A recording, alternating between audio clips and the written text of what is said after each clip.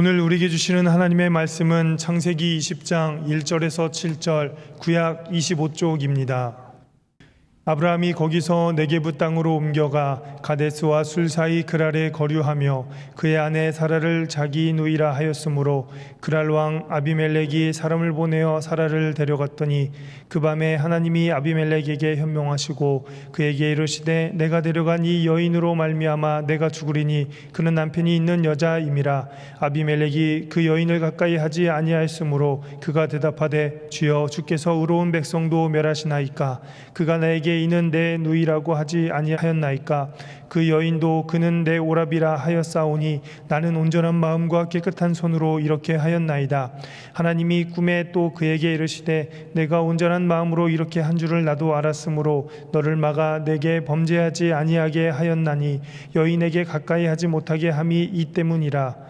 이제 그 사람의 아내를 돌려보내라. 그는 선지자라. 그가 너를 위하여 기도하리니 내가 살려니와 내가 돌려보내지 아니하면 너와 내게 속한 자가 다 반드시 죽을 줄 알지니라. 아멘.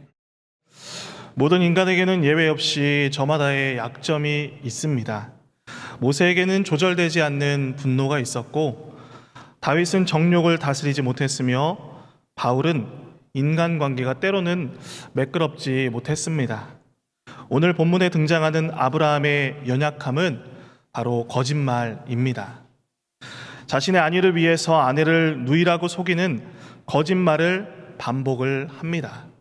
창세기 12장에, 그러니까 25년 전에 애굽에서의 거짓말은 그가 아브라함 시절이었기 때문에 그럴 수 있다라고 생각할 수 있습니다. 그러나 이번엔 그가 하나님께 새 언약을 받았습니다. 그리고 아브라함으로 거듭난 후, 그리고 멸망하는 소돔과 고모라에서 조카 롯을 살리기 위해서 중보기도를 하는 모습을 보이며 신앙의 절정기에 일어난 사건이었기 때문에 더욱더 충격적이었습니다.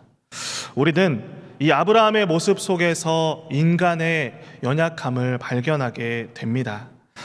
첫 번째 말씀 해석은 방심하면 쉽게 무너지는 것이 신앙입니다. 우리 1절과 2절 말씀입니다. 성도님들이 2절을 읽습니다. 아브라함이 거기서 네게부 땅으로 옮겨가 가데스와 술 사이 그랄에 거류하며. 시작.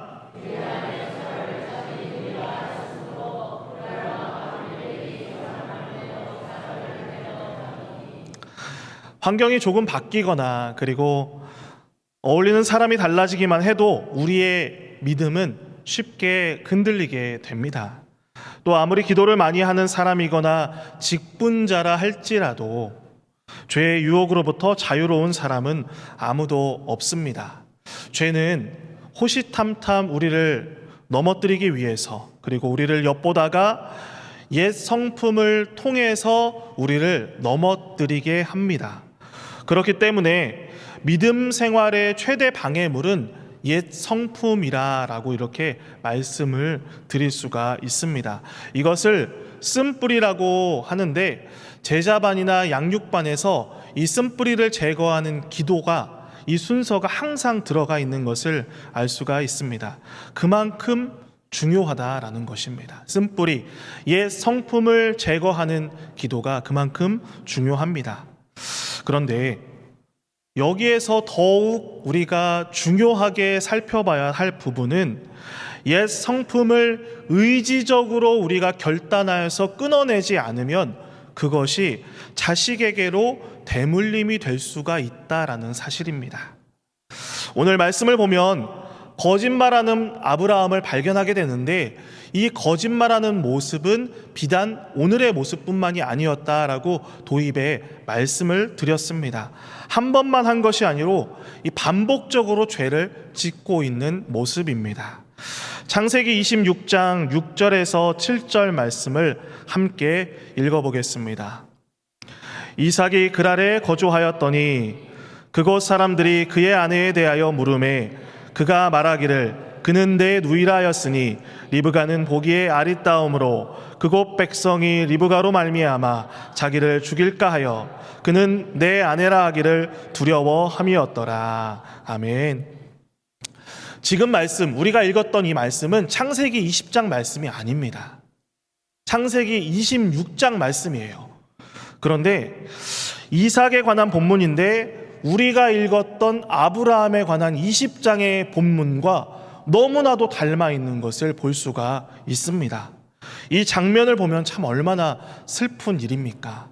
아브라함이 계속해서 이 거짓말이라는 죄를 끊지 못하여서 범죄하는 모습이 있었는데 이제 시간이 지나고 나서 이삭도 그것을 따라하는 모습을 볼 수가 있다라는 것입니다. 나에게 끝나도 모자랄 판에 자식에게까지 이것을 전해주는, 전달이 되는 모습이 오늘 26장을 통해서 발견하게 됩니다. 우리가 자녀에게 물려줄 유산은 많지는 않습니다. 어떤 분들은 100억, 200억 이렇게 주실 수 있는 분이 있으실지는 모르겠지만 일반적으로 자녀에게 남겨줄 재산을 생각했을 때 한계적이다라는 것을 우리가 알 수가 있습니다. 중요한 것은 이 재산, 유산을 물려주는 것이 아니라 오늘 아브라함의 범죄함을 이삭이 똑같이 반복하는 모습을 보아서 우리는 자녀에게 바른 신앙과 믿음을 남겨주어야 된다라는 것을 깨닫게 됩니다. 그리고 내가 살면서 극복했던 그 믿음의 순간들, 그 순간들을 쉐마의 말씀을 매년 자녀들에게 들려주었던 유대인들처럼 우리들 또한 자녀들에게 그 믿음의 순간들을 들려주어야 된다라고 생각을 합니다. 유산으로 나의 단점을 물려주어서는 안 된다라고 생각을 합니다. 예전에 저는 어떤 책에서 아프리카에 사는 뱀잡이수리라는 새에 관한 글을 읽었습니다. 이 뱀잡이수리는 독수리의 일종입니다. 그런데 특징이 굉장히 긴 다리를 가지고 있어서 하늘을 창공을 날아가다가 두더지나 뱀을 잡기 위해서 쏜살같이 내려온다라고 합니다. 그래서 사냥을 하는데 이 뱀을 사냥 시 긴 다리로 탭댄스를 추는 것과 같다라고 해서 죽음의 탭댄스라는 별명도 가지고 있습니다. 이렇게 평상시에는 뱀잡이 수리가 민첩하게 날아다니다가 사냥하는 모습을 볼 수가 있습니다. 그런데 이 뱀잡이 수리가 땅에 내려와서 먹이를 먹고 있는데 갑자기 맹수의 습격을 받게 되면 자기가 너무나도 당황하게 돼서 날지 않고 뛰어서 달아나는 모습을 볼 수 있다라고 합니다. 그러니까 너무나도 당황한 나머지 자신이 날 수 있는 새임에도 불구하고 계속해서 달려간다라는 거예요. 날아갈 생각을 하지 않고 달려서 도망가는 모습을 보게 된다라는 것입니다. 아니 아무리 다리가 길어도 새이기 때문에 달려봤자 얼마나 빠르겠습니까?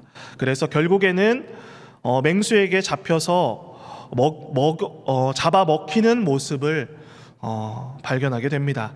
이것을 보면서 그 책을 보면서 깨달음이 부어졌습니다. 어떤 것이냐면 우리 역시 하나님께서 우리에게 믿음의 날개를 달아주셨어요.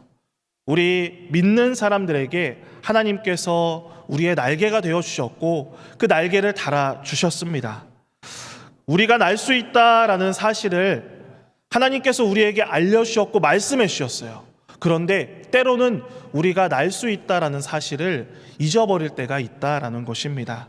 믿음을 적용하지 못하는 사람은 뱀잡이 수리와 다를 바가 없습니다. 평상시에는 무척이나 믿음이 있는 모습으로 우리가 살아갑니다. 실제 믿음을 적용해야 할 상황에 맞닥뜨리게 되면 그 순간에 우리가 믿음을 적용하지 못하고 흔들리는 모습이 많습니다. 어떤 것입니까? 신앙의 생활화입니다. 그리고 삶으로 예배를 드리는 예배자의 모습을 하나님께서 원하시지만 우리가 삶의 현장으로 돌아갔을 때 그곳에서 사고하는 방식이나 행동하는 것은 어느새 세상의 것을 우리가 가지고 와서 그렇게 따라가고 있는 모습을 할 때가 있다라는 것입니다. 일상을 살아가면서 믿음이 있음에도 우리가 당황하면 모든 것을 잊고 쓰러지게 되는 것입니다. 그렇기 때문에 두 번째 말씀 해석입니다. 두 번째는 매 순간 하나님의 도우심이 필요합니다. 우리 13절 말씀을 함께 읽겠습니다. 13절입니다. 시작.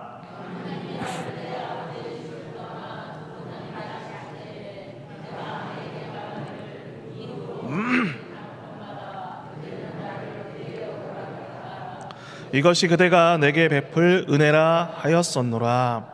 아멘. 우리가 하나님의 도우심을 받을 때 우리의 믿음을 지켜나갈 수가 있습니다. 13절 말씀에 보니까, 오늘 말씀을 자세히 들여다보니까 이 아브라함의 거짓말이 계획적이고 반복적인 것을 발견을 할 수가 있습니다. 한 번뿐만이 아니다라는 것을 발견할 수가 있고, 하나님보다 사람을 더 두려워하여서 어떻게 보면 자국책으로 이것을 이용하고자 했기 때문에 넘어지는 모습을 우리가 알 수가 있습니다. 그리고 13절 말씀 중에 마지막에 베풀 은혜라는 이 단어가 있습니다. 이 단어가 무엇이냐면, 원어로 보자면 연민, 자비, 사랑을 의미합니다. 그러니까 원어적으로 조금 쉽게 해석을 하자면 이런 말입니다. 이것이 나를 사랑하는 것입니다. 그리고 이것이 나를 사랑하는 증거요라고 지금 아브라함이 아내한테 이야기를 하고 있는 모습입니다. 참 못난 모습을 보여주고 있습니다. 이는 그가 이 부분에 있어서 하나님을 철저히 배제했음을 알 수가 있습니다. 사람들도 많은 부분 가운데 우리가 살아가면서 믿음 생활을 하면서 우리가 조심해야 될 부분은, 이 부분은 하나님이 들어오지 않아도 돼라는 하나님을 배제하고 제한하는 구역이 누구에게나 있다라는 것입니다. 우리의 삶 속에 하나님의 출입을 막는 이 제한 구역이 존재한다면 아브라함처럼 우리는 필시 이 부분 때문에 넘어지게 될 것입니다. 아브라함의 모습이 바로 그러했습니다. 작은 것에서부터 무너지면 결국 다 무너지게 되는 것입니다. 믿음 생활은 그렇기 때문에 제한 구역을 만들지 않는 것이 중요합니다. 하나님은 이 부분에 있어서 하나님 제가 할게요, 하나님 이거는 제가 잘 할 수 있어요 라고 나의 자신감으로 나의 교만으로 나아간다면 넘어지는 모습을 발견하게 됩니다. 이를 위해서 죄의 유혹으로부터 승리할 수 있는 몇 가지 비결을 말씀을 드리도록 하겠습니다. 먼저는 나의 연약함을 파악해야 됩니다. 내가 어느 부분에서 있어서 지속적으로 범죄함이나 그리고 넘어짐이 있는 부분이 있다면 그것을 파악해야 된다라는 것입니다. 전쟁에서 패배하는 것은 상대를 몰라서라기보다는 자신을 몰라서 패배할 때가 많습니다. 유성룡이 쓴 징비록이라는 책이 있습니다. 이 징비록이라는 책이 있는데 임진왜란을 겪으면서 수기를 엮은 책이고, 이 징비라는 뜻이 무슨 뜻이냐면 미리 징계하여 후한을 경계한다라는 뜻을 가지고 있습니다. 그 책에 보면 얼마나 우리나라가 이 임진왜란 전란에 대비하지 않았는지 또한 그 책을 통해서 읽게 되고, 그리고 한순간에 무너지게 되었다라는 것을 발견하게 됩니다. 전란 전인 우리나라가 잘 살던 때가 있었습니다. 세종 때 우리나라가 굉장히 잘 살게 되었는데, 그때에는 일본에 대한 조사가 굉장히 활발했습니다. 그래서 사절단을 60번이나 보낼 정도로 주변 국가에 대해서도 굉장히 관심을 가지고 살피는 모습을 볼 수가 있습니다. 외란 전까지 일본에 보낸 사절단 횟수가 60번이다 이렇게 기록이 되어 있는데, 임진왜란이 있었던 이 선조 때까지는 똑같은 100년이었어요. 똑같은 100년인데 이 사절단을 보낸 횟수가 5회밖에 되지 않았다라고 합니다. 그 전에 100년 동안은 60회가 넘는 사절단을 보내면서 주번구구 살폈어요. 그런데 지금 그 후에 100년 동안은 5회밖에 사절단을 보내지 않으면서 주변국에 신경 쓰지 않고 평안한 삶을 살게 되었다라는 것을 말씀을 하고 있습니다. 이후로는 전란이 일어나면서부터는 너무나도 힘든 시기를 보내게 됩니다. 우리나라가 어떻게 되었는지 너무나도 잘 알고 있습니다. 그렇기 때문에 나의 연약함 때문에 죄를 짓지 않겠노라 결단해야 됩니다. 상대방에 대해서 파악을 하고 나에 대해서 이제 알았다면, 나의 연약함을 깨닫게 되었다면 이제 죄를 짓지 않겠노라 결단하는 모습이 있어야 되는 것입니다. 뜻을 세우고 마음을 정했다면 이제 결단하고 그 길로 달려가야 되는 것입니다. 그리고 결단을 지켜나가기 위해서 우리에게 정말 필요한 것이 있습니다. 그것은 바로 깨어서 기도하는 것입니다. 사람이 모든 계획을 세우고 앞으로 나아가고자 하지만 그 발걸음을 인도하시는 이는 여호와 하나님이라고 말씀했습니다. 그렇기 때문에 우리가 결단하고 믿음 안에서 살아가기를 원한다면 깨어서 기도하는 것이 필요하다라는 것입니다. 그리고 마지막으로 경건한 사람들과 가까이 해야 됩니다. 나의 연약함이 있어요. 누구에게나 부족함이 있습니다. 그런데 경건한 사람들과 함께 하다 보면 나의 연약함을 깨닫게 되고, 그리고 다른 사람으로 인하여서 나의 부족함을 채워가게 되는 모습을 우리가 발견하게 됩니다. 우리가 만나는 사람들이 중요한 이유가 바로 여기에 있습니다. 제가 수요일 날 나눴던 말씀 중에 우리의 육체는 그릇이다라고 말씀을 드렸어요. 특별히 질그릇이다라고 말씀을 드렸습니다.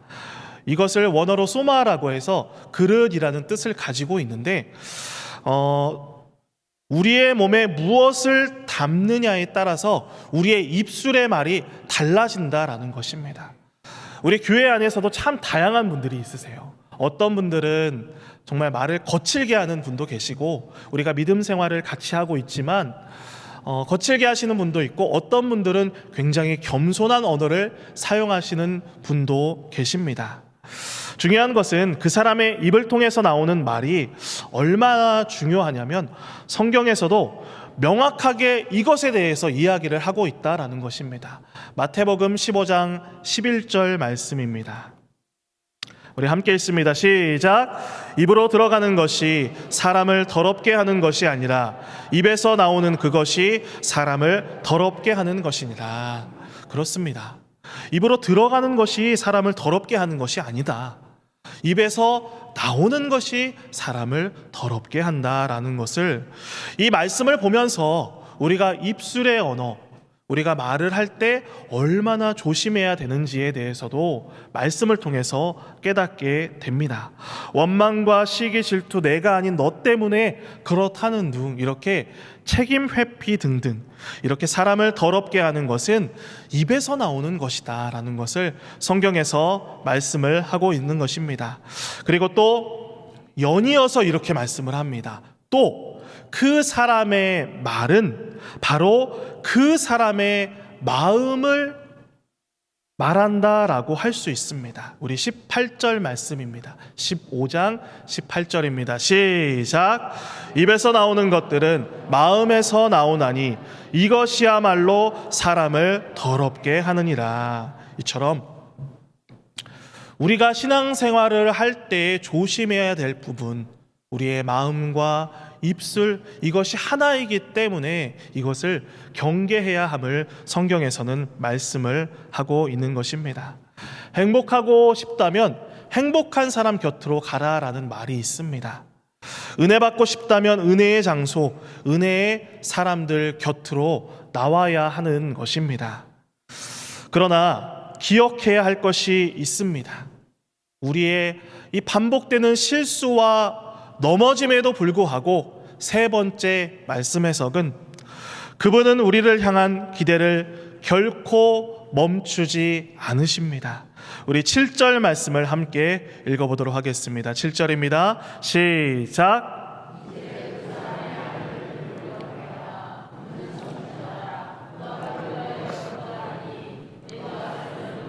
내가 돌려보내지 아니하면 너와 내게 속한 자가 다 반드시 죽을 줄 알지니라. 아멘.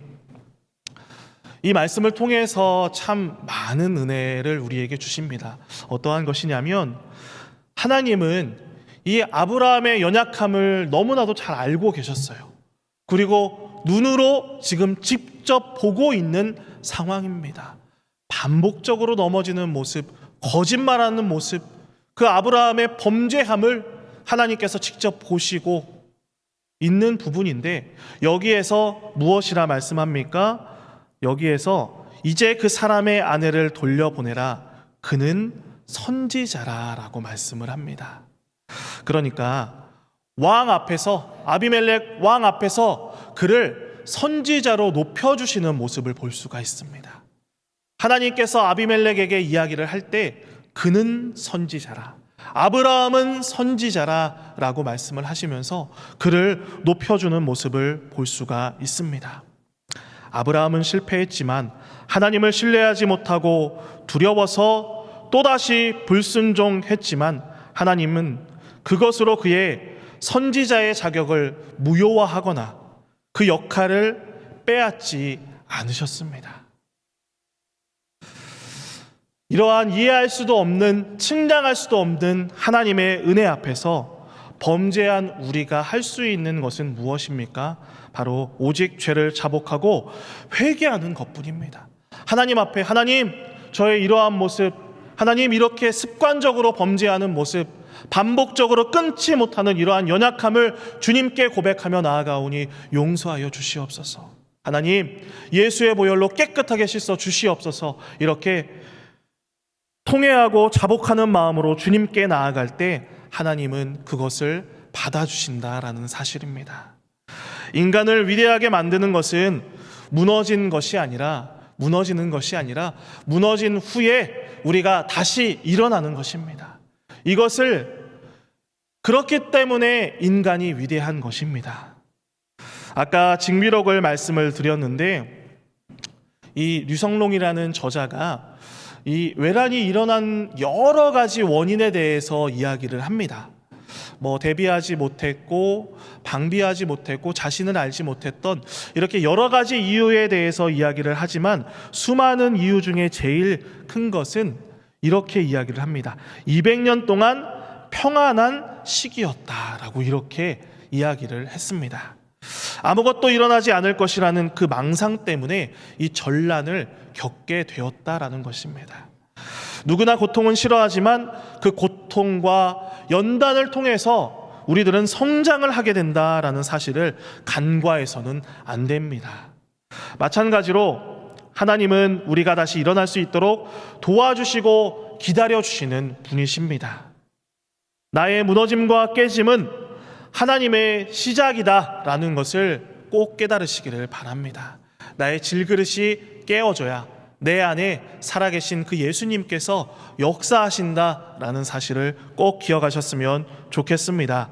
내가 아닌 그 하나님의 능력으로 살아가시는 우리 모든 송현교회 성도님들이 되시기를 예수님의 이름으로 간절히 축원합니다. 신앙생활을 하다 보면 참 이 작은 일, 아무것도 아닌 일로 인하여서 우리가 싸우고 예민하고 다툴 때가 있습니다. 그런데 잠시만 한 발짝 뒤로 물러나서 그 상황을 바라보자면 정말 말씀을 드린 것처럼 아무것도 아닌 상황이에요. 그런데 거기에 목숨을 걸고 열성을 다하면서 다투고 분쟁하는 모습을 발견하게 될 때가 있습니다. 저도 군대에 있을 때 칫솔 하나로 싸웠던 적이 있으니까 말입니다. 이렇게 인간관계가 넓어지면 넓어질수록 같은 부모 밑에서 비슷한 교육을 받고 자란 자녀들도 다르다라는 것을 발견하게 됩니다. 내게는 전혀 문제가 되지 않는 일이 어떤 사람들에게는 그것으로 인하여서 상처가 돼서 교회에 나오지 않는 분들도 발견하게 됩니다. 하지만 중요한 것은 이것입니다. 우리를 다 다르게 만드시고 창조하신 분은 여호와 하나님이다라는 사실입니다. 세상에 강점 없는 사람이 없고 그리고 약점 없는 사람도 없습니다. 다만 영역이 다를 뿐입니다. 자, 오늘 이 아브라함의 습관적인 그리고 반복적인 거짓말과 범죄로 인함에도 하나님은 그를 선지자로 칭해 주시는 모습을 보게 됩니다. 그리고 긍휼을 베푸시는 모습을 기억합니다. 이 모습을 우리 성도님들이 꼭 기억하셨으면 좋겠습니다. 나의 범죄함과 연약함으로 쓰러질지라도 하나님께서는 우리를 바라보시고 나를 선지자로, 그리고 또 나를 사랑하시고 은혜를 베풀어 주신다라는 사실을 꼭 기억하시면서 이번 일주일을 그 신실하신 하나님과 동행하시는 우리 모든 송현교회 가족들이 되시기를 예수님의 이름으로 간절히 축원합니다. 기도하겠습니다.